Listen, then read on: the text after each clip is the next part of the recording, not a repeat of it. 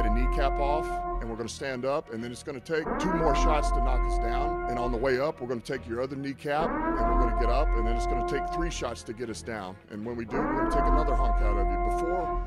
Before long, we're going to be the last one standing. What is up, everybody? Welcome back to another video. In today's video, we are here to take a look at the Lions' 7th pick in the 2021 NFL Draft, Penei Sewell, who made his Lions debut at the left side of the offensive line, filling in for Taylor Decker, getting back to where he played in college, moving from the right tackle spot where he struggled a little bit in the preseason, showed some good, showed some bad as well, but he's moved back to the left side for week 1. We put Matt Nelson at the right tackle position, and let's just say he had a pretty darn good week 1 performance against the San Francisco 49ers, where they had some dudes thrown at him, some legit pass rushers thrown at him, especially in the second half, when the defense knew we had to throw the football. When we threw it 20 straight times, for him to hold his own when you're exhausted and they're changing guys in and out. Today we want to take a look at some of those clips, not every clip, but some of the good, some of the bad that I took away from this game, because I think we saw a lot of the same thing. The guys continued to attack him the same type of way towards the end of this game, which you will see on here. But you also see that this guy held his own. But I want to start this thing off with a bang, okay? I want to get right into this, and I want to start this off with a bang. I want to show a couple of dominant run blocks. Now, I know this looks blurry. Trust me, it's not like this the whole video, okay? It's just these first 2 clips. For some reason, they came out terrible. I don't know why, but you'll get the idea, okay? So you see the mouse. Oh, I got to get the yellow back. But we got Penei Sewell right here, and he's going to be blocking downhill early. And you're just going to see the dominant run blocker that he is. Now, he's also going to give you a rep on the right side of the offensive line as well. He's a dominant run blocker. And like Anthony Lynn said, I mean, he was a run blocker when he came on campus, but it's the pass protection that they're working with. And that's where I want to start this left tackle spot. And what I love about this rep is you can already see how low that he gets. One thing that you love about Sewell is the athleticism, the knee bend. Okay, you see him getting to the second level here. Now, obviously, this is a double team block, but I like how he finishes it. Notice how he finishes this play. Sewell's a big dude, but I want to finish. I want my offensive lineman to finish as the run blocker, and that's what you get here. Look at him run him into the ground, finish that play. Shout out to Big V. I saw a couple there as well, but I love the finish. And this play, oh, this does not give you vibes of the blind side. I don't know what does. I don't know what does. I'm even going to throw the blind side clip in there. Okay, still at the left tackle spot. He will be for a majority of this video. Okay, you get this little zone block, but you're actually going to get a screen. Now, like Dan Campbell said, the timing was off here because there was some pretty darn good blocking. If this first hit doesn't happen because they're asking Jonah Jackson to pick up this linebacker, that way he can cut it back to the middle of the field where the wide receivers are and your offensive linemen are, you're going to have a big gain here. Unfortunately, the timing was messed up. Sewell's already locked onto his man, but again, the finish. Watch how Penei Sewell finished this play. As Noah is blown up, he picks this man back up at the line of scrimmage. Now, obviously, he's still passing the football, so he can't block him downfield, but he's still behind the line of scrimmage. But watch how he finishes. This linebacker is doing whatever he can, or the defensive lineman, either way you want to put it. Okay, you got Samson here from the LA Rams, about 245 pounds. He's trying to get off this block, and he's got no chance. Sewell's going to take this dude out of the play. Okay, if this doesn't give you vibes of this, I don't know what does, man. The finish, I love it. That was kind of my reaction watching this back. Like, what the heck just happened? Okay, now we're into the clips where you can actually see what's going on. I apologize for that. Nice little load on this play for some reason because it just did that. It's the only clip that it did that with. But this was early in the game. It's a great get off. It's a great release. He's the first guy off. Has not got called for a false start. See Jonah Jackson. It's a quick pass. That's what the line's looking for. They're looking for a quick strike here, which is why you see the get-offs that the offensive linemen have and why Jonah Jackson just goes for that. A quick hitter. This was the slant, I believe. Goff held it a little bit longer, but this was a slant. You can see, though, Penei Sewell unable to get locked on. He actually gets hit in the shoulder pads by Nick Bosa before he's able to get his hands on Nick Bosa, which allows him to get beat inside.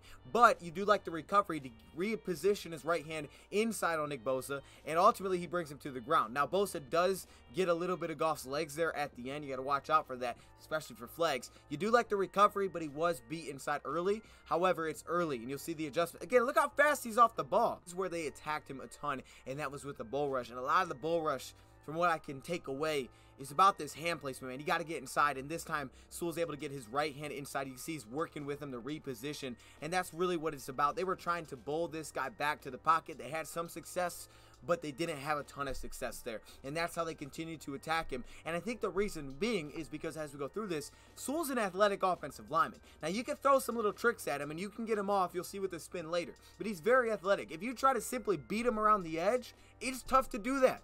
And you'll see some clips. Now, here we are on a 4th and 1. There's nothing really crazy on this play. We're going to get another double team block here, and they're going to do it on number 90, okay? This is a 285-pound defensive tackle. This is Gibbons. We talked about him during the week. Was he going to play? Was he not going to play? So you get Stenberg and Sewell with the double team block. They're trying to create this quick hitting hole. Unfortunately, though, Bosa blows it up as he gets here. Fells is unable to pick him up, and they blow it up. But I do like the fact that he tried to get low. He was trying to get the lower leverage, and again, Sewell's there, and they finish. I mean, look at him at this spot. Samson, once again, this is 245-pound, basically an outside linebacker, defensive end, whatever you want to label it. Have a good pass rusher. He's got some speed, and he's just trying to take this speed and transition that speed into power, and he's going to hit Penei Sewell with this bull rush again. But I love this rep from Penei Sewell, okay? He doesn't throw much at him. He protects the inside. You'll see with his inside hand. I think he'll get it on the right side as well. It's just going to take time, but you like that he tries to transition to his bull. But look at where Penei Sewell is. First off, the bend here, okay? See how low he gets? He wins that battle of being the lowest man.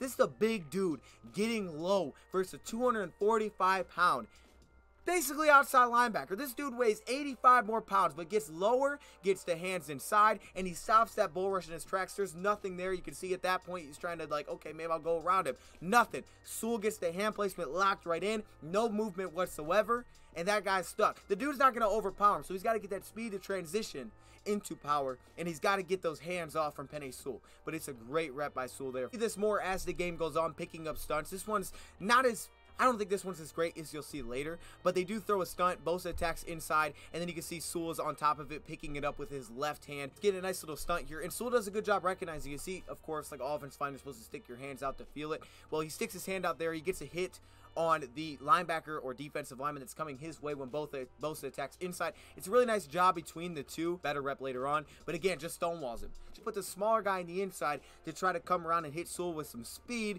some acceleration.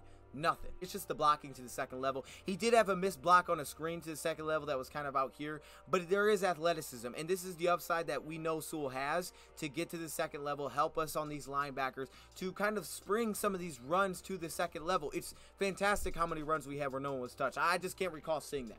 I don't know. Maybe I missed it, but I just cannot remember seeing things like that. This is a cool battle. So, of course, this is Nick Bosa against Penei Sewell on this left side, and you're just getting a fantastic battle here. But this is great. So you watch Nick Bosa's footwork. He can start inside to kind of sell that and try to bounce and kick it back outside. This is an athletic pass rusher we know Nick Bosa is. And then you're going to see Penei Sewell. He's going to try to hit him with that left hand. He's trying to get inside with the left hand to protect that spot. And he does a solid job. You can see the hand battle here. But then it's just about the recovery.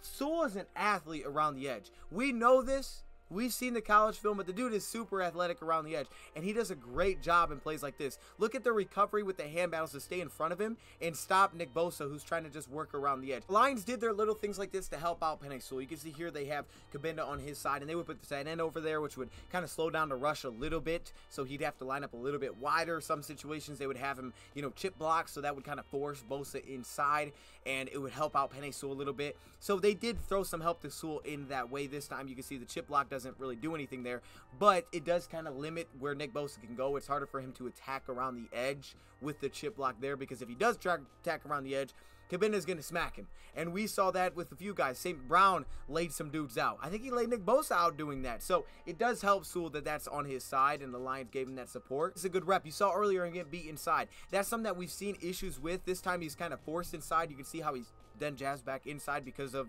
the chip block that is there. This is where Nick Bosa is special, just like Joey Bosa. His ability to attack inside, outside, push the dirt, push the ground away, but also keep balanced and square to the line of scrimmage. That way he's not getting sideways or a chance for a chop down block. This time, look how early he gets his hands on Nick Bosa. Okay, last time you see Bosa hit him first, he kind of pops him, he backs him up, and then he's able to get inside. This time, Sewell gets on him early, and he kind of stops it. And you could see the bend, but the balance to work his way back, and then ultimately stop the pass rush from Bosa. Because why not? Let's line the dude up on the right side of the offensive line. I didn't notice this the first time going around watching the film, but this is something Anthony Lynn's done in the past, and I'm glad we saw it, because it's like, oh, is he going to do it, or is it just one of those things where you saw it and it's never going to happen? He did it. Not only did he play 6 offensive linemen on that 4th down, he put Penei Sewell on the right side to overload this side. So this is what he does. Frank Ragnow at center, you have your left guard Jonah, and he puts Darren Fellows at left tackle. It's obvious, okay, the strong side is to the right side. You got Tyrell in motion over there, and they know it. They know it. We know it, and they're still going to run the ball that way. Sewell does a good job on the right side, picking up the edge contain, and we're able to get a solid chunk up the middle of the field. I just thought I'd throw it in there because you see just the versatility, of course. It's cool to see that of Anthony Lynn and his offense utilization. I just want to let you know that BetQL's algorithm went 13-2 last week on 5-star bets. So if you're looking to bet on sports, check out BetQL, link in the description. This is your chance to beat your sportsbook by using all that BetQL has to offer. When did you start guessing on your bets? I've just been guessing. And who were your picks for week 1? Pats -3 over the Dolphins and Bills over the Steelers -6.5. So I'm sure you're confused what the heck is going on here. Let's go back a little bit to kind of set the stage. Patriots and Dolphins.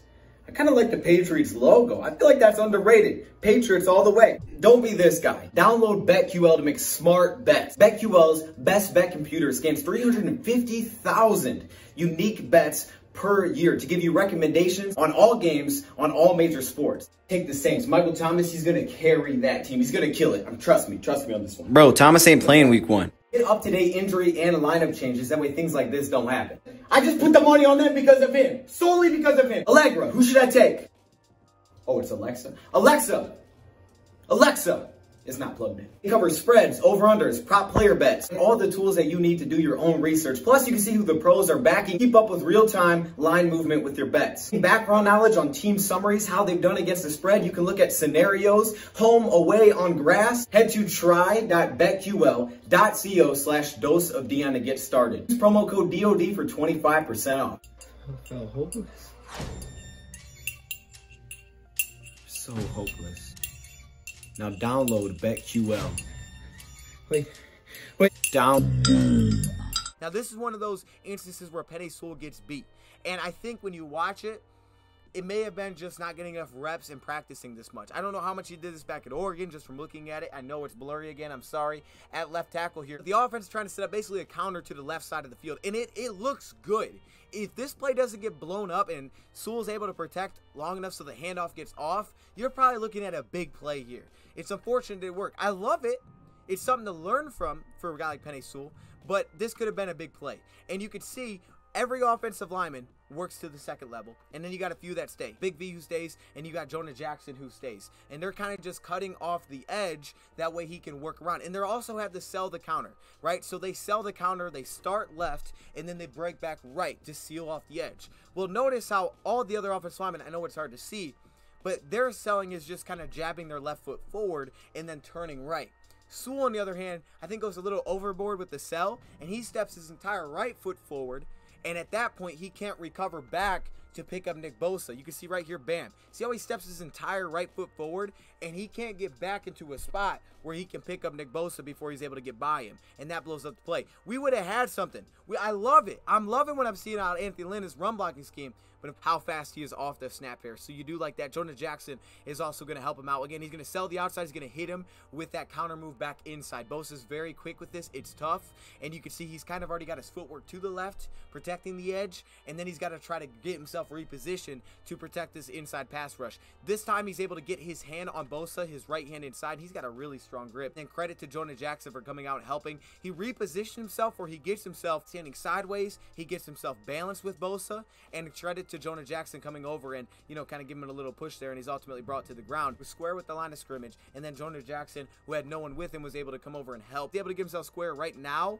And, okay, yeah, he grabs a little bit, but every offensive lineman grabs. You call holding on every play. Putting this tight end on Penei Sewell's side does help, and you're going to see that here because it forces Nick Bosa to take a little wider approach. Even though Hawkinson's not going to do anything, it just forced him to work around Hawkinson. He can't line up directly across from Sewell, so it gives him a little bit more time to react. You could argue it also could help Nick Bosa being a little bit wider. wider, but it's probably a schematic thing. They probably like Bosa and their protection better if it takes him a little bit longer to get there rather than being able to just hit you straight off the line. But this is also a longer progression for Jared Goff and the shot that he wants to take downfield. So I think slowing down how fast Nick Bosa can get to Penei Sewell was the goal on this play. There's other plays where they'll have a quick hitter and it's a quick get off from Penei Sewell. I can't remember the terminology from the last video we used, but we talked about this. You know, you get the quick step get off and you're there a little bit quicker to take on the defensive lineman. This time it's a little bit wider. This is quietly one of the best reps of hand placement. Like, I'm trying to watch his back. I wish we had different angles, but every time I look at this, I'm like, dang, dude, that was pretty. I don't know if he meant to do that or not, but this is super impressive. I really got to slow this one down. I want to slow this one down. That way I'm not just trying to pause it. Okay, so of course at the left tackle spot here, and you have Bosa who can attack inside, outside. It takes him a little bit longer to get there, and he's going to kind of sell inside to get back outside. But watch the hands of Sewell. I know it's kind of blocked. See, you see Nick Bosa, who's kind of going to chop his arms down? Well, Sewell sticks out his hands, but then he lowers them. He doesn't grab. Okay, so Sewell sticks out his hands, which is why Nick Bosa comes down to chop. Let me back it up a little bit so you can see what I'm saying. All right, watch his hands. Watch his hands. He's going to stick them out right here. Okay, see how he sticks them out? So now look at Bosa. He's working to chop those things down. Well, Sewell just drops his hands. So when Sewell drops his hands, as soon as Bosa attacks and whiffs because there's no arms there, then he puts his hands right on him. Gets his hands right in his chest. Now he has perfect hand position, perfect hand placement, and he can just ride Nick Bosa out of this play. Two hands on him, gets low, look at the knee bend, push him out of the pocket. That was such a pretty rep. And I'm like, I don't know if he meant to do that, but if he did, that's a vet move. You read about it, offensive tackles, they throw these fakes, right? They'll throw their hands out there just to make you kind of react to it, and then they can throw you off. That's a vet move. I don't know if he picked it up from Decker or what. That is pretty. That was fantastic, and come on, man. Against Nick Bosa, get out of here. No way, bro. He was attacked all day long. He was attacked with this bull rush. And we just saw the last rep, which was a good rep, the hand battle working around to the outside. They respect the depth that he's able to get and the athleticism that he has. So I think these defensive players felt like the best way to attack him was through the numbers, bull rush to get low and just push him back to the pocket. Now, Nick Bosa here has fantastic footwork, and I think it throws off Sewell as well.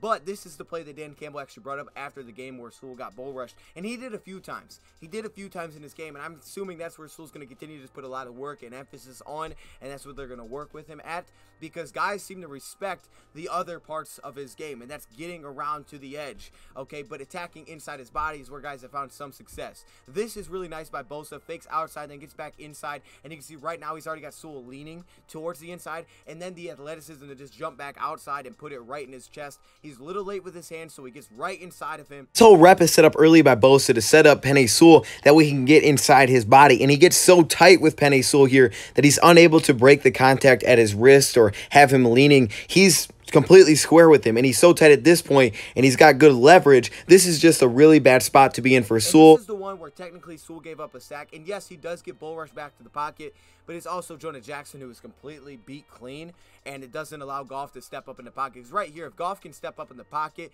maybe you have something else, but since Jonah's beat, Goff's going to turn all the way around, and ultimately Sewell falls. He may have actually tripped over Jared Goff on this play. This time, because he's kind of reaching, trying to figure out where Bosa is going to attack him, he's standing up tall. Bosa wins the leverage here. He gets low. He kind of bounces him off his feet, and then at that point, even though he stays connected and battles with him, he's brought to the ground eventually. That time, Bosa kind of got him just with the setup, the speed. It's really quick, and when you watch it in full speed, let's actually watch this in full speed, because Bosa does this stuff fast. Sewell with this, and the reaction time is really tough to be able to take 3 different steps, you know, in that amount of time. It just throws them off completely. It's just a really pretty rep. Again, look how quickly he is off the line of scrimmage, so he's ready to go. You see how low that he stays, and he's going to go with these 2-hand strikes. Keep that in mind when guys are trying to bull rush him. He goes to these 2-hand strikes for power. The issue is when you do this, you know, you usually like to attack with one arm. When you go with the 2-hand strike, yes, you can get a lot more power, but you can also whiff, and that can get you in a bad spot, and you'll see that later. But man, just look how low he stays. He wins the leverage battle against a guy that's 240 pounds, great base, and he just gets locked up. Both both hands are in a great spot here, and he's got Samson just stood up basically at that point. He does get his arm up and just going back to the bull rush. That's where they're attacking. They're trying to hit him right in the middle, and they're just challenging Sewell there. You can see this time he's able to kind of stop that momentum backwards. We just said this is where Sewell was kind of susceptible to getting beat because he was throwing these two-handed strikes for power, and you can see it right here. Bam. Okay, he thinks the defensive lineman is attacking inside. He throws the two-handed strike, and even though it's not the fastest move around the edge, since he throws both hands, that's where his momentum is taking him. Now at this point, he's just got to try to recover. And you do like that he does do a pretty solid job of getting back into the play, you know, moving sideways and then just kind of pushing him out of it. Now Goff got it up quick, so we're not sure how he would have done there, but the recovery, we know he's got great recovery, but this is one of those instances where he's getting hit with the bull rush constantly. He's expecting it. They sell it inside well. He strikes both hands, and then all of a sudden now he's in a bad spot. Now at this point he's chasing. He said he needs to win every rep, and he loved that mentality. He was prepared for it. There's so many good ones. This time, bam, getting the hands inside, but look how low he is. All right, now his base is pretty wide here, which caused him to lose a little balance early, but he is so low on this play. He's got that left hand right on the numbers, and he's going to kind of just stand him up, and then of course Jonah Jackson comes over to finish off the play. Maybe one of Sewell's best reps here at the left tackle spot. Now it's a quick drop for Jared Goff. It's kind of a quick hitter is what he's setting up with his first progression, so that helps as well. But they're going to throw this stunt. So they're going to send Samson inside the inside shoulder of Sewell and try to basically congest two guys, Jonah Jackson and Sewell. And then they can send the defensive tackle around the outside and in their hope, hopefully have him free so they can get pressure on the quarterback. But just watch how well Sewell is able to mirror the defensive lineman throwing at him. This is really impressive for a dude at his size to be able to do this against a quick defensive end, how well he mirrors. So he's going to drop deep initially, but then you just like the fact that he's able to kind of readjust and say, okay, he's attacking inside, stays low, and look at the positioning, closes that gap. But then it's just about pure power at this point. All right, he's close. He's close. He can clearly tell he's attacking the inside shoulder, so he's going to get low. He's going to give you that two-handed strike, and it's just about the sheer power to kind of just smack him into Jonah Jackson and basically just blow this thing up. All right, now you want to see him get off here and help on 92, but Jonah Jackson's able to slide over there basically and get his hand on the outside guy as well. But he just shuts down the stunt because he pushes him back into each other. This is a place that he has been a little bit susceptible to getting beat, and it's all about the hand positioning here. And you can see he hits him, kind of gets him up a little bit, but you can see how low he is at this spot. It's about that right hand, okay? The defensive line kind of long-arming him at this point, kind of just walling him off. We know Sewell doesn't have the biggest length. This is another good example of the pass rusher having a really good foundation, so at this point, it's not like he's leaning. Kind of create space, and Sewell is unable to get reconnected here, right? He's unable to get reconnected and find a spot, and that's why he gets some space to the inside. Now he does late, and luckily it doesn't lead to a hit, but it forces Goff to get the ball rid of the ball a little bit early on that play. It's just about probably comfortability here with the handed strikes, and it's a great left-handed strike to get inside initially, and then look at his right hand. You see his right hand, he's going to try to basically, you know, reposition that and just shove him back out of the pocket. Shove him out of the pocket. Okay, so you see him trying to get connected here. He eventually does, and then at that point he's basically just shoved out, and it creates a great spot for Jared Goff to just step up in the pocket if he wants to. This is a complete spin move that's hit on him.